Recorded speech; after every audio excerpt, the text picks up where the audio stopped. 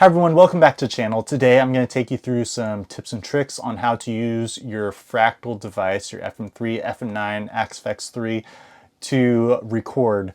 Now this is not like anything super professional, this is just stuff that I've picked up on over the years, doing some deep dives into research.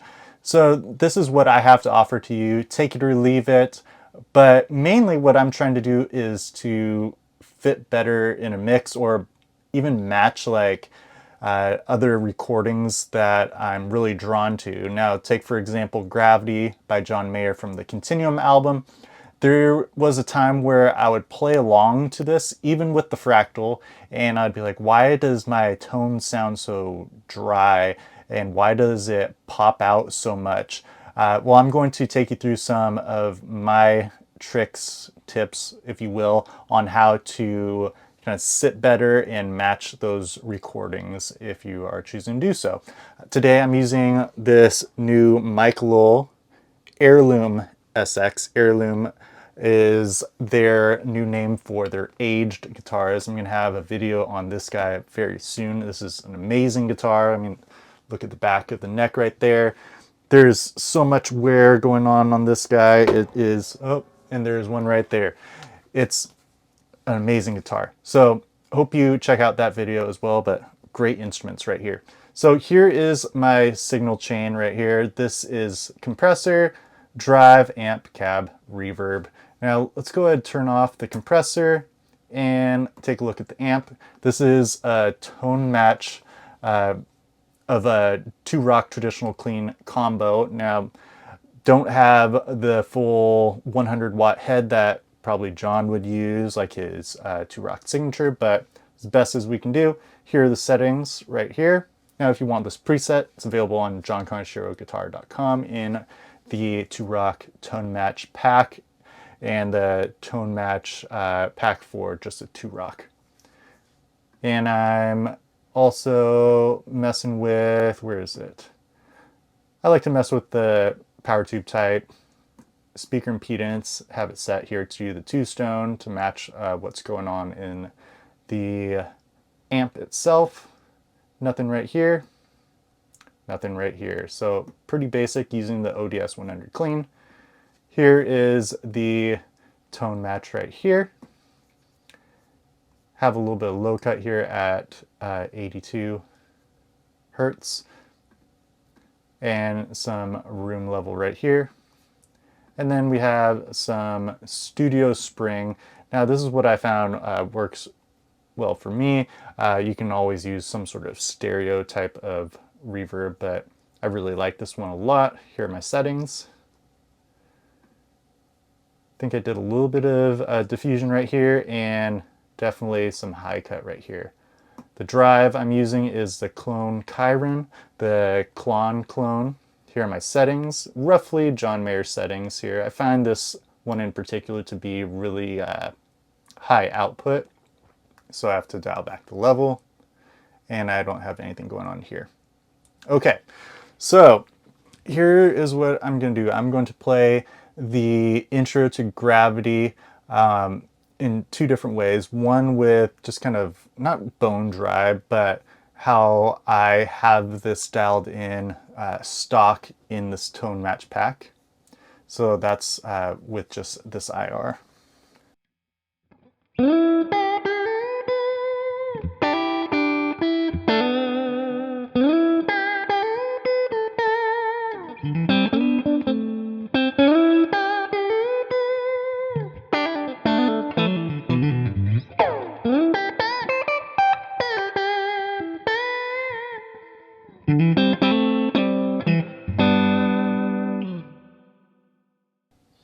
So sounds really good by itself, but as you probably heard in the intro clip, it really kind of pops out a little bit too much. So here's what I'm gonna do. Tip number 1 is to add a room mic IR. Now this is to a live recording, so it's hard to capture like a big arena like what it was for this particular recording. But what I'm going to do is I'm going to select this guy right here, the G1265 room. And what you want to do is blend it into taste. So if you take a listen to what it sounds like 100%,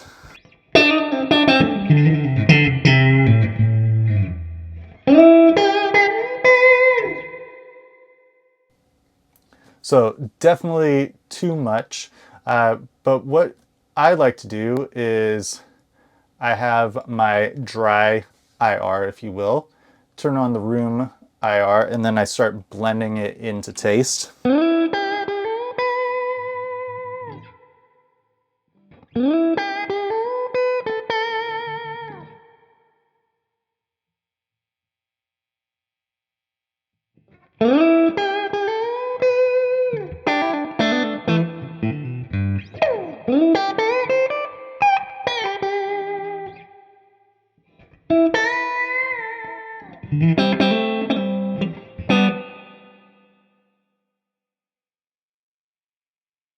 All right, so too much room is going to wash you out, so make sure you just add a touch of it. For me, it's to kind of give it more of a live feel, which I think the Continuum album does a really good job of capturing. It's not too like direct, if that makes any sense.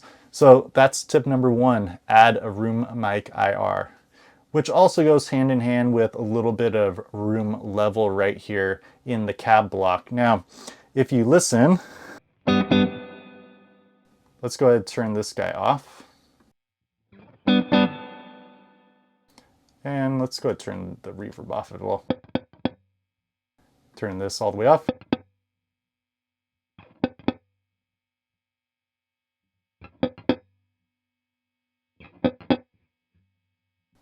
Okay, so you can get really dramatic with it, but it just is another component of kind of using room ambience as the glue, if you will, for a recording track, just to make it kind of sit in there a little bit more. Okay, so I would say that goes hand in hand with your room mic IR, tip number one. Tip number two is to add some low cut. Now, if we go ahead and take a look at what's going on here in the RTA, I'm going to go ahead and take out low cut right here. And let's go ahead and play some chords right here.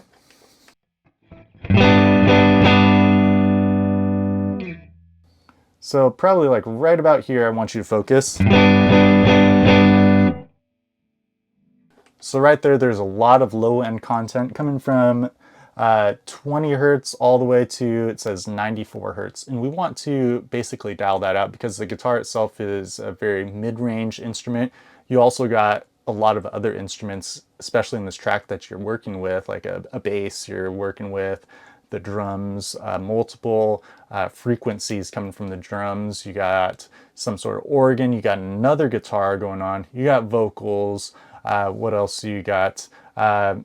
I mean, that's really kind of it in that track. So you want to be able to fit in your pocket. So right around 94 hertz is where we want to dial that out.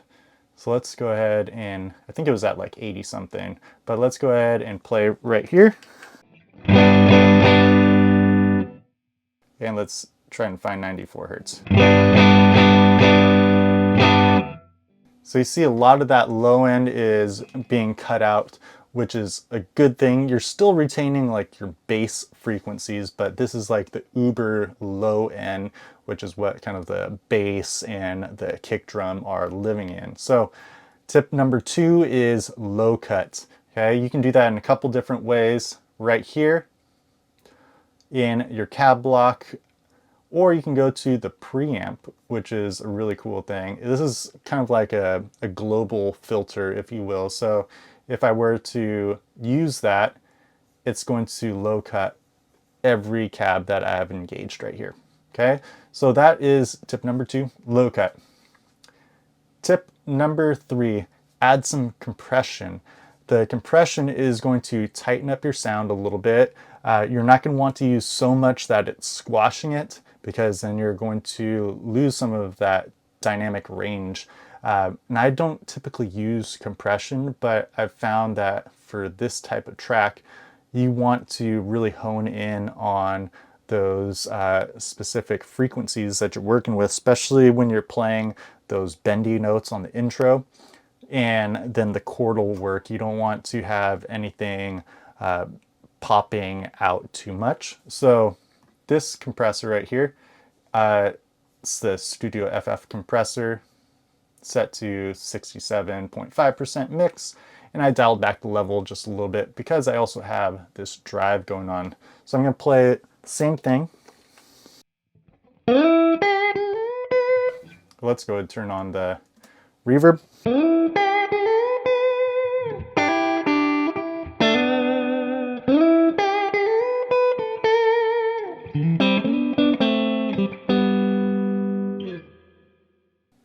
With the compressor.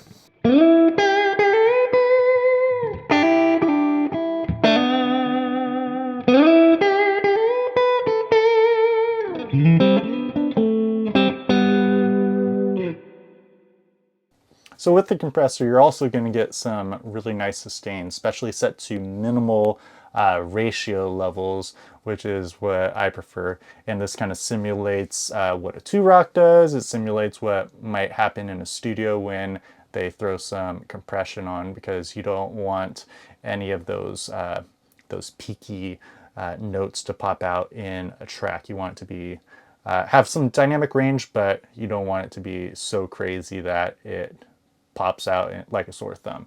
So that's the other tip that I have: use some compression. And the last tip, add some sort of mid-range. For this particular track, he uses like a blues breaker, the old Marshall blues breaker pedal, but also the Klon is something that he uses these days, which has some mid-range. Now, people say that the Klon is like a transparent overdrive, which I agree with you in some ways, because when it's set to its lowest gain settings, it is dialing out a lot of that overdrive clipping. And then as you bump up the gain, it's adding some dry signal back in. But what John does is he has the gain turned up to right around like 10 or 11 o'clock, like I have here, brings the treble past unity, and then sets the level to roughly unity with a tiny little bump. And that is going to bring some mid-range characteristic to the forefront with your guitar. So take a listen to this without.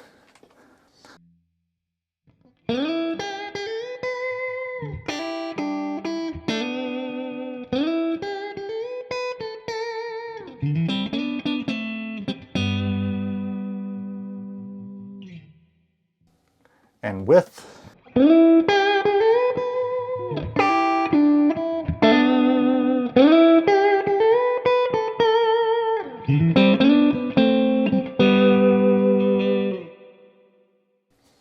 So what the drive is doing is it's adding the mid-range, obviously, but it's making your notes not sound so thin. When they get super, super thin, you're going to get lost in the mix, which is good for things like the rhythm guitar in this track. You'll see that he will turn off the drive pedal when it gets to the verse part, when he's just kind of playing clean. But those are some of my helpful tips and tricks on how to maybe sit better in a mix when you're playing along to some of your favorite tracks, or if you're recording to a track, so you're not going to be so dry and pokey. But this is something that maybe could be added in post as well. But if you're just wanting to mess around, here's some tricks for you, and we'll see you next time.